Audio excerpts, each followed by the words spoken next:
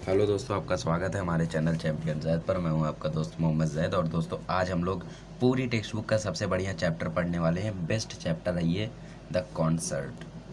हो सकता है कि आप लोगों ने पढ़ा हो, आपको स्टोरी मालूम हो, लेकिन ये चैप्टर आप लोग पढ़ेंगे दोस्तों तो आपके आंखों में आंसू आ जाएगा। तो पूरी टेक्स्ट बुक का सबसे बढ़िया चैप्टर है, शुरू करते हैं। इसके जो राइटर हैं वो है Shanta Rao. One morning in a small apartment in Bombay, a girl of about 16 looked up from the newspaper and said excitedly, Pandit Ravi Shankar's playing tomorrow at the Shanmukhanand Auditorium. एक बच्ची है 16 साल की, उसने अपना न्यूज़पेपर देखा और न्यूज़पेपर में देखते ही वो एक्साइटेड हो गई। उसने कहा, पंडित रविशंकर प्ले करने वाले, उनका कॉन्सर्ट है। तो तुरंत उसकी मम्मी ने कहा, pointing to the finger sleeping on the bed, मतलब कि कोई बेड पे सो रहा था जिसकी तरफ उन्होंने इशारा किया और कहा कि चुप रहो, तुम उसे जगा दोगी। You know that all the स्लीप्स and rest he can get you he needs, मतलब उन्होंने कहा कि जितना उसे आराम मिल सके उतना उसे करना चाहिए। क्यों कह रही है वो ऐसा? आइए देखते हैं। But the boy on the bed was not asleep, पर जो बच्चे के लिए बोल रही थी वो सो नहीं रहा था। Pandit Ravishankar, he said, Pandit Ravishankar the sitar maestro. He raised himself up on his elbow for 1 second, then fell back. जैसे ही उसने सुना कि पंडित रविशंकर प्ले करने वाले हैं, वो भी खुश हो गया, वो बच्चा भी खुश हो गया। वो उठा, अपना हाथ उठाया, लेकिन तुरंत ही वो नीचे गिर गया। क्या है दोस्तों, कहीं वो बच्चा बीमार तो नहीं है? But his eyes were shining, we must and miss the chance, he said, I have always wanted to hear him and see him. वो बच्चा बोल रहा है कि बहुत ही बढ़िया चांस है, मैं हमेशा से उन्हें देखना चाहता था, पर मुझे लगता है कि मैं चांस को मिस कर दूंगा। लाई डाउन सन, लाई डाउन। उसकी मम्मी बोल रही है कि सो जाओ बेटा, सो जाओ। He actually raised himself up without help, she murmured, with a catch in her throat and her eyes turned to the idols on a corner shelf. The prayer which she uttered endlessly came unbidden to her lips.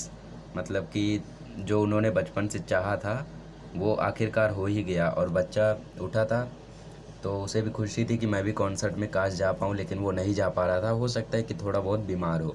उसकी mummy ने कहा, सो जाओ बेटा, और pray कर रही थी वो ऊपर वाले से कि बचा लो। I must hear him and see him, the boy repeated, it's a chance of life time. अभी बच्चा सो तो गया है, लेकिन वो जब से सुना है वो बहुत ही एक्साइटेड है, वो रुक नहीं रहा। वो बोल रहा है कि मुझे सुनना है, उन्हें सुनना है, जिद पे आ गया है। ये पूरी लाइफ टाइम का सबसे अच्छा चांस है। Then he began to cough and gasp for breath and had to give in oxygen from the cylinder that stood under the bed, but his large eyes were fixed on his sister. अभी ये थोड़ा सा खांसने लगा बोलते बोलते, और खांसते खांसते इसको गैस होने लगा, मतलब ब्रीथ सही से सांस नहीं ले पा रहा था, सांस फूलने लगी। तुरंत इसको ऑक्सीजन सिलेंडर दिया गया जो कि बेड के नीचे रखा गया था, लेकिन उसकी बड़ी बड़ी आंखें अपनी सिस्टर पर ही फिक्स थी, स्मिता उसकी बहन। तो अभी इसको दुख हो रहा है, इसको ऑक्सीजन सिलेंडर दिया जा रहा है, मतलब दोस्तों कोई बड़ी बीमारी होगी। आइए देखते हैं। Smita bit her lip in self-approach. She had been so excited at seeing the announcement that she had not remembered that her brother was very ill. अभी स्मिता ने, मतलब इसकी बहन ने, जैसे ही वो देखा था तुरंत वो बहुत ही खुश हो गई थी। वो ये भी भूल गई कि उसका भाई बीमार है। She had seen how the doctors shaken their heads gravely and spoken words that neither she nor even her parents could understand. But somewhere deep inside, Smita had known the frightening truth that Anand was going to die. Doctor आए थे, उन्होंने इलाज किया और फिर उसके बाद उन्होंने अपना सर हिला के कुछ वर्ड्स कहे जिसका मतलब ये नहीं समझ पाए, लेकिन इनको एक खतरनाक सच पता था, डरावना सच पता था कि अनंत एक दिन मरने वाला है। अनंत मतलब वही दोस्तों, इसका भाई। क्यों मरने वाला है? The word cancer had hung in the air, her brother was dying of cancer, even though she pretended that all would be well and they would return together, a small family of 4, to their home in Gangapur. Cancer दोस्तों, उस बच्चे को cancer था, इसीलिए उसे इतनी देर से परेशानियां हो रही थी। और इसने, उसकी बहन ने सोचा था कि हम चारों की हैप्पी फैमिली एक दिन अपने गांव गगनपुर में लौट जाएंगे, लेकिन ऐसा कुछ नहीं हुआ दोस्तों। वो कैंसर से कुछ ही दिन में मरने वाला था। एंड ही वॉज ओनली 15, बस 15 साल का था। टेबल टेनिस का सबसे अच्छा खिलाड़ी था अपने स्कूल का और सबसे तेज़ रनर था। He was learning to play the sitar, वो और उसकी बहन दोनों लोग ही सितार बजाना सीख रहे थे। आनंद अच्छा था अपनी बहन से और वो उससे अच्छे ट्यून कंपोज करता था। Then cancer had struck and they had to come to Bombay so that he could be treated at the cancer hospital in the city. Gaganpur में ये थे तभी दोस्तों। और अच्छी खासी लाइफ में ये प्रॉब्लम आ गई और बच्चे को कैंसर हो गया, जिसके कारण इन्हें गगनपुर छोड़ना पड़ा। वो गांव छोड़कर ये आ गए बॉम्बे में ताकि इलाज हो सके कैंसर हॉस्पिटल में। Whenever they came to Bombay, they stayed with Aunt Sushila. Her apartment was not being very big, but there was always room for them. जब बॉम्बे आए तो जानते हैं आप लोग दोस्तों, मुंबई को माया नगरी कहा जाता है, तो यहाँ पे कोई सहारा नहीं था सिवाय ऑन्ट सुशीला के। सुशीला के घर में ज़्यादा जगह नहीं रहती थी क्योंकि उसका अपार्टमेंट बहुत छोटा था, लेकिन फिर भी एक रूम हमेशा इन लोगों के लिए वो खाली रखती थी, guest room. They had come with high hopes in the miracles of modern science. उनको बहुत ही उम्मीद थी कि हो सकता है विज्ञान मेरे बेटे की या फिर मेरे भाई की जान बचा ले। They told themselves that Anant would be cured at the hospital and he would again walk and run and even take part in the forthcoming table tennis tournament. उनको भरोसा था, उन्होंने अपने आप को समझाया था कि फिर से अनंत ठीक होगा, फिर से वो टेबल टेनिस खेलेगा, पार्टिसिपेट करेगा, वो फिर से दौड़ेगा, फिर से वो सितार बजाएगा। बहुत सारी उम्मीदें लेके आए थे वो दोस्तों। But his condition grew worse with each passing day, and the doctor at the cancer hospital said, take him home, give him that things he likes, indulge him, and they knew then that the boy had not many days to live. Hospital लेकर गए और doctor ने कहा कि इसके पास ज़्यादा दिन नहीं बचे हैं, आप लोग इसे घर लेकर जाओ, जो भी इसे अच्छा लगता है वो आप लोग इसे खिलाओ, जो ये कहता है वो आप करो। और इसका सीधा मतलब ये था दोस्तों कि अनंत के पास अब ज़्यादा दिन नहीं बचे थे।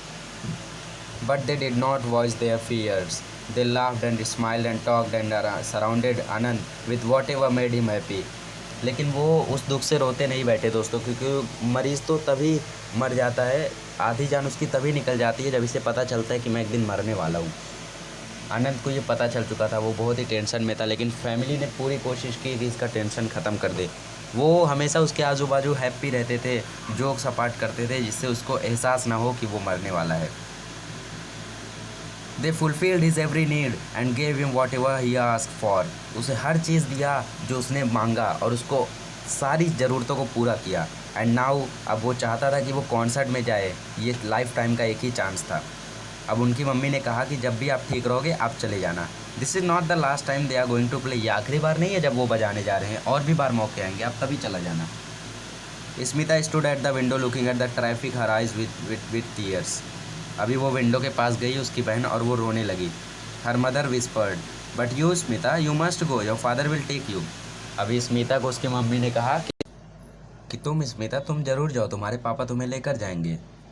लेकिन स्मिता को बुरा लग रहा था कि इसीलिए वो खिड़की के पास गई और रोने लगी, और उसने अपने आप से कहा कि नहीं, मैं ऐसा नहीं कर सकती, क्योंकि मैंने और मेरे भाई ने सभी काम साथ में किए हैं, तो मैं अकेले कैसे जा सकती हूँ। तभी ऑन्ट सुशीला आई और उन्होंने कहा कि तुम पार्क में जाके थोड़ा सा वॉक कर लो, तुम्हें अच्छा लगेगा। और अच्छा लगा ये सजेशन स्मिता को। वो तुरंत ही पार्क में गई और वहाँ पे उसने लोगों को देखा, कुछ लोग दौड़ रहे थे, कुछ लोग खेल रहे थे, कुछ लोग एक्सरसाइज कर रहे थे, कुछ लोग खा रहे थे। स्मिता बीच में जाके बैठ गई और अपने थॉट्स में खो गई।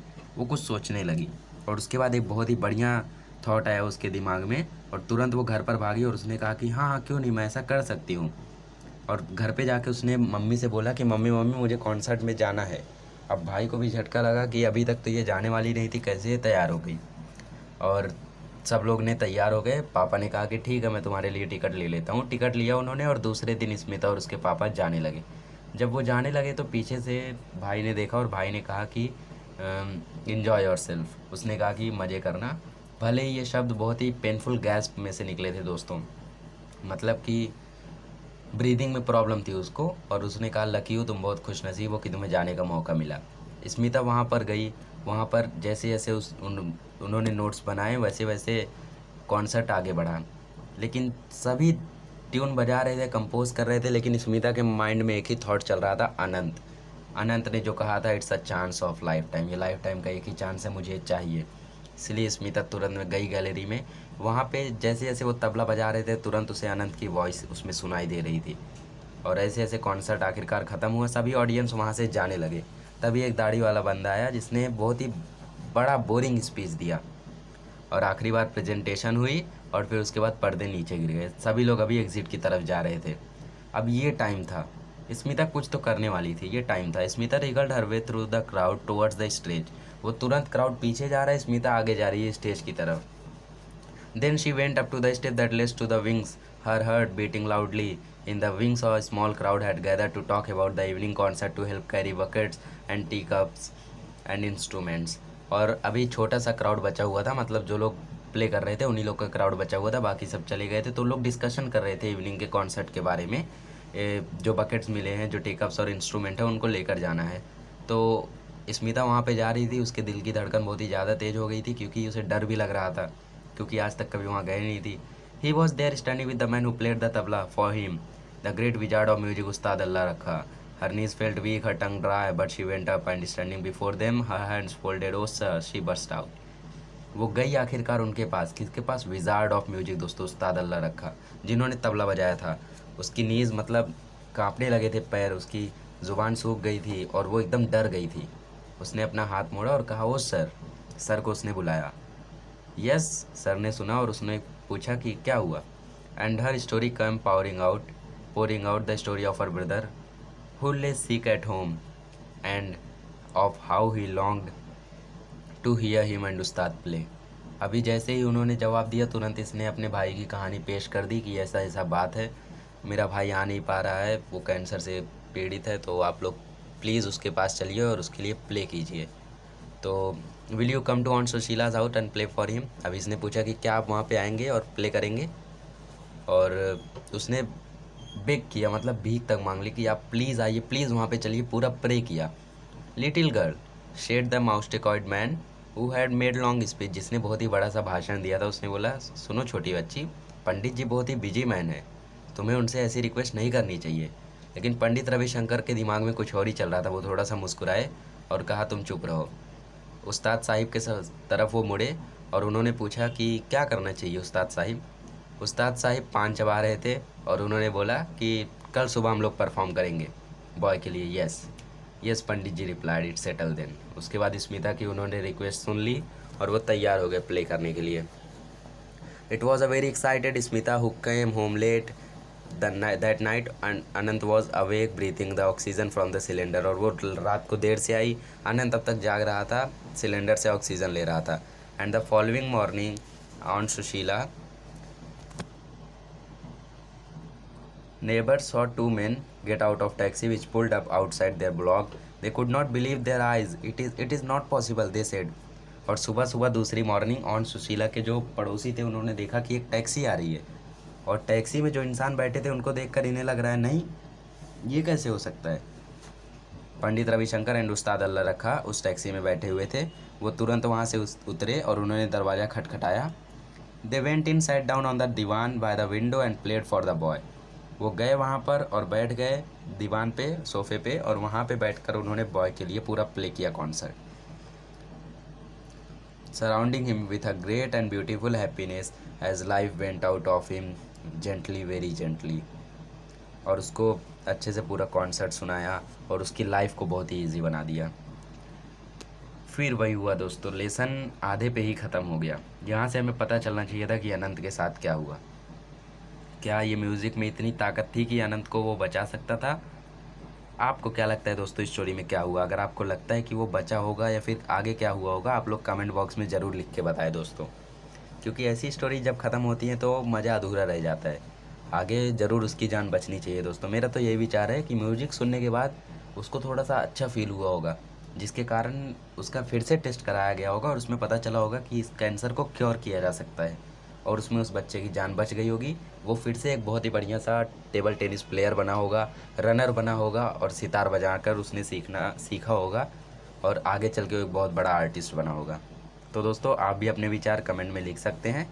और ये था दोस्तों सबसे बढ़िया चैप्टर पूरी टेक्स्ट बुक का। नेक्स्ट वीडियो में मिलेंगे तो पढ़ेंगे एक poem, a thing of beauty is a joy for ever.